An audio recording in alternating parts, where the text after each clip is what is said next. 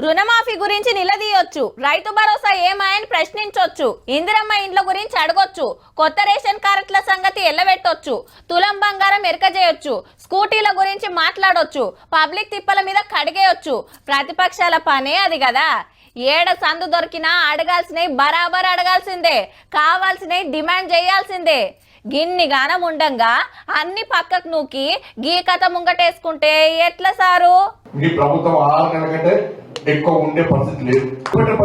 Next వచ్చేది మాదే, అది ఎప్పుడైనా రావచ్చు. సెంటర్ మంత్రి బండి సంజయ్ సార్ ఏమన్నాడో మంచిగా వినవడ్డదా? కాంగ్రెస్ సర్కార్ 6 నెలల కంటే ఎక్కువ ఉండదట, అటెంక బీజేపీ గవర్నమెంట్ వస్తుందట.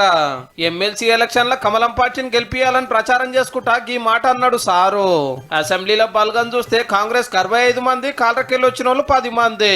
ఈ 75 మందే కాకుండా కామ్రేడ్ సాంబన్న కూడా సర్కార్ కే సపోర్టు. పోంగా మిగిలిన వాళ్ళు బీఆర్ఎస్ కు 28 మంది. వచ్చేది మా గవర్నమెంటే అంటున్న బీజేపీకి ఉన్నది ఉత్త 8 మంది. రూల్స్ ప్రకారం 60 మంది ఎమ్మెల్యేలు ఉన్నోళ్ళదే పవరు.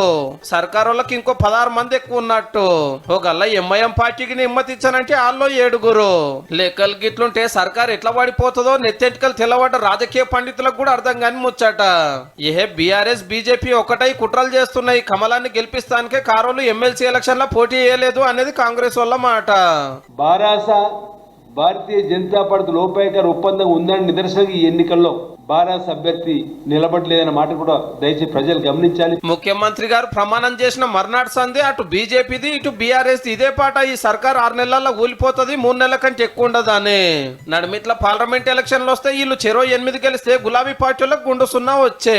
గివన్నేందుకు పబ్లిక్ నాగం బట్టి చూడేందుకు గవర్నమెంట్ ఎట్లా పడిపోతుందో సెంటర్ మంత్రి బండి సంజయ్ సారే జర వివరంగా చెప్తే బాగుంటదేమో.